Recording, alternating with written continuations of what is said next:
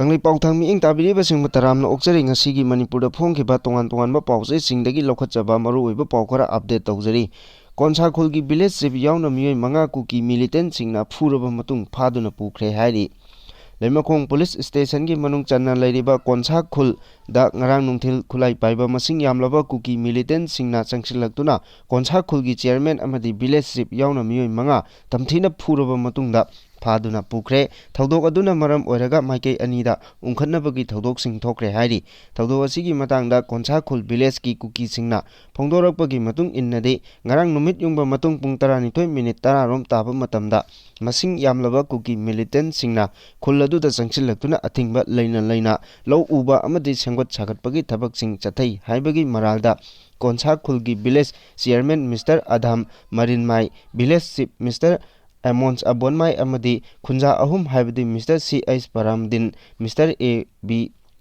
Windon Bay amadi Mr. T.H. Aloi Pupu Tamthina Furaba Mtung Kuki Militant Sing aduna puduna lakiba gari aduda haplaga chatkhi hairi. Thodok aduna maram oiraga khul aduda charangnabagi thodok thoki konsa khul village authority gi maikeidagi thadorakiba chirol amana hairibana ngarang khul aduda thokiba thodok adugi matangda mapung oina chenariba leimakhong police station gi ASI Capgin Wangphai khudakta suspend tawbaga loinana criminal investigation chathagadabani. Kangpokpi district magistrate Mahesh Chaudhuri na law and order akaiba leitaba konsa khulda curfew thamjankibaga loinana attack chatharegliba asigidamak mahaki mathakta akanba action lokakadabani. Faduna pukiba khulgi lusingba sing khudakta thadogadabani amadi justice puthogadabani. Tawleba thodo asigi matangda administrative official sing amadi militant element ka mari leinaba asigi matangda high level inquiry ama chathagadabani haina dabi tawragli. Athoba pawgi likul amana konsa khul village ta numit kharenigi mamangda thokiba thodoka mari leinana ngarang ASI Kipgen Kangai Waphaina Losingba police personnel khara khul aduda laktuna khul adugi akoiba maphamsingda curfew thamle haiba chirol ama piramkibasu lei hairi. Cherakida ngarang nungthil pung mari rom tarakpa matamda konsa khulgi village chief Mr. Amsan Abonmai Kuki khulai paiba singna puraga thadorakpadagi Rims hospital da puraktuna laikannari hairi. Maka tarakpa pauda ngarang numidang pung mapal khara helakpa aduwaida kheti ground laiba lampak amada lampaki lebak thonbaga mari leinana khana chainaba tholakpadagi kheti ground ACG MLA Sheikh Nurul Hasil amadi manong nupa laktuna mafam aduda nongmai round kaya kaplamle amadi mioi kharasu phuramle hairi. Makatarpa update Meitei Amadi Kuki Furup anigi marakta Manipurda Shanti Puraknaba ngarangdagi hogduna Delhida wari sanaba hokre. Haukiba chahi lising ani kulumdoi me ahumdagi hogna lamdam asida thokliba tha 12 suraklaba kanglupki irang asigi warusin puraktuna ing tapa Manipur ama ohenaba Bharat lengakna ahumlak suba khongthang oina ngarang Bharat ki konung Delhida Ministry of Home Affairs na mapung oiba thodang sing lauduna Meitei Amadi Kuki Furup ki civil society organization sing CSO singi oiba mifam ama pangthokre. Wari sanaba loiraba matung Tanakiba wareb aduda wari sanaba saruk yakiba Kuki CSO singi maikeidagi masa masagi khuyek piu haibadi yakide haiba pau tari. Bharat lengakna Meitei amasung Kuki Kanglop anigi mayaida leptuna ngarang pung 13 taba matamdagi hogduna pangthokiba mifam aduda Meitei community gi CSO haibadi All Manipur United Clubs Organization amuko amadi Federation of Civil Society Fox ki mihut tarukna saruk yaki aduga Kuki Kanglop ki oina Kuki Job Council Jongmi Council amadi Mar NP gi mirep mapalna saruk yaki hairi. Bharat lengaki maikeidagina Ministry of Home Affairs ki advisor AK Mishra amadi Intelligence Bureau IB gi hanagi special director saruk yaki hairi. Wari sanaba aduda maikei animakna lamdam asida shanti puraknaba nungsi chanana amadi tangdu leitana leminanaba Maikei romda changsin minarasi hainaki hairi. Pawasina makatana phungdokibada ngarang wari sanaba aduda saruk yakiba Kuki Kanglop ki mihut singi manungda ngarang Delhi da thungkiba Kuki Job Council gi chairman Haliang Thanglet na lusingba mioi marina saba team amana ngarang Ministry of Home Affairs ki advisor AK Mishra amadi joint director Rajesh Kamblega unaduna wari sanakiba laikre hairi. Adum oinamak wari sanakiba adugi matangda Hauzik Faubagi oina karamba wafam phongdokpa lei leikibage haibadudi phangba ngamdri panba yabadi Bharat Lengaki Ministry of Home Affairs ki maikaidagi ngarangi wari sanaba adu da saruk yakiba advisor AK Misra Haukiba Thangja Numita Kanglok Animaki Tongan Tonganba CSO Singda invite Taukiba Laikrabani Adubu Meitei Community Gi Oina Kokomi Amadi UCM Su invite Tauraki Hairi Adubu Ngasigi Ngarangi Pangthokiba Mifam Adudadi Amuko Amadi Poksi Mihut Sing Tamak Saruk Yaki Pausi Sigi Maikaidagi Delida Wari Saba Asida Saruk Yariba Amuko Amadi Fox kilo singba singda telephone tawduna wari sananaba asigi marik chumba pau launaba honabadasu telephone receive tawraktabana aremba oiki Haujik luriba wafam ama Bharat Lengak amadi Manipur miyamgi mangda taduna leiriba Kuki Jo Council yauna Kuki MLA taragi maikaidagi Kuki singtagi oiba Union Territory Gamanaba Administration ama PU haina India Lengakta yamna kanna dabi tawduna leiriba asini aduga Meitei community gi maikaidagi na Kuki khulai paiba lamhen tu henba singi mathakta Bharat Lengakna lokhatpam thokpa action lokhatlu Manipurda NRC chana halu drug ki wathok amadi Myanmar dagi lo kaina Manipur Sangsilaktuna Kunda Silakliba Mitop Sing Maramda Halanko Haiba Yauna Dabi Kaya Tawduna Leribani Chereksida Manipurda PR Tamlakiba Lok Sabha Amadi Rajya Sabha Anina Manipurda PR Tamba Ayaba Piki Baga Loinana Ngarang Parliament Ki Mipam Loisinki Parliament Ki Mipamda Union Home Minister Amit Shahna Manipurda PR Thamba Pamde Meitei Amadi Kuki Kangluk Anina Wari Sanaduna Nakal Animakta Yasinaba Puraklabadi Nongmai Nganbaga Sonthaba Tawduna Manipurdagi PR Lothokani Haiba Wafam Phongdokiba Laikre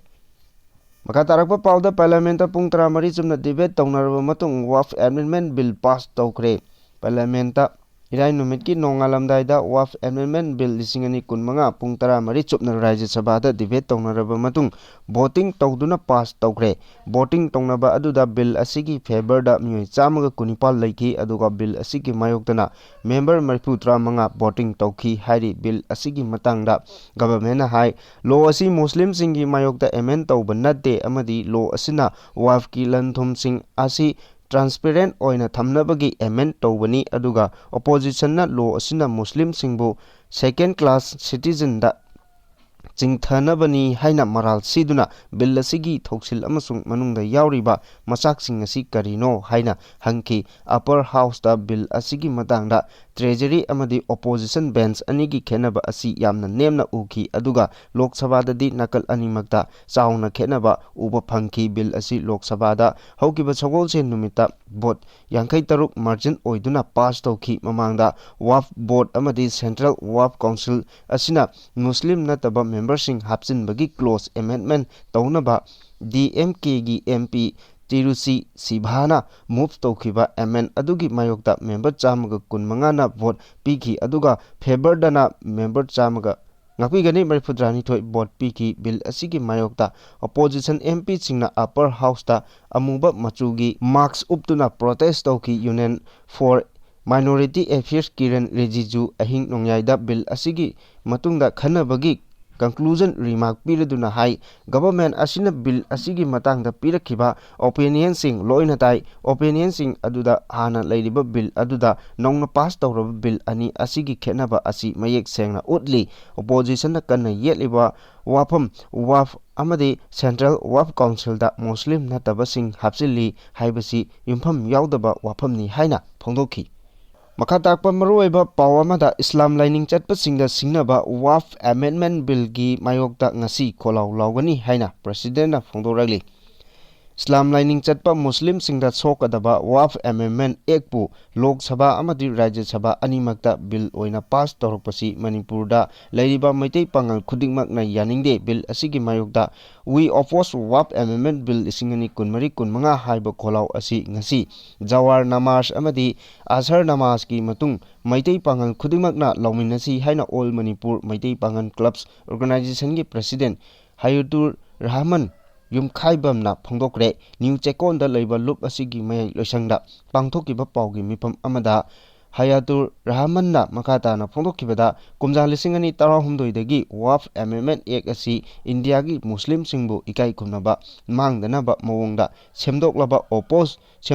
oppose tawduna lakibani adubu phurup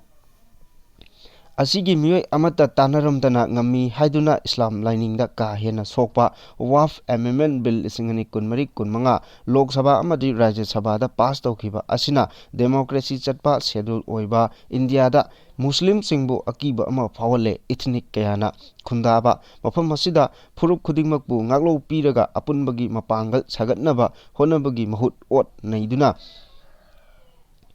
Singsep thaba bill pass tawriba asigi mayokta Meitei pangal singsu lepkani lining khudingmaki tongan ba lainariba board amadi majority ni haina khud thingjilaklabadi adugi matik laibak thibani maram aduna ngasi nomaijing numitki jawar namas amadi asar namas matungda Manipurda leiriba masjid madrasagi manakta Manipurgi Meitei pangal miyamna hupna thokpiraktuna we oppose Waqf Amendment Bill isingani kunmari kunmanga haiba kholaw lawminnasi haina president phongdorakli Makatarakpa Manipurgi yamna maru oiba update amada kongba leithong phatpa sajibu leikhun phunbagi thoram pangthokre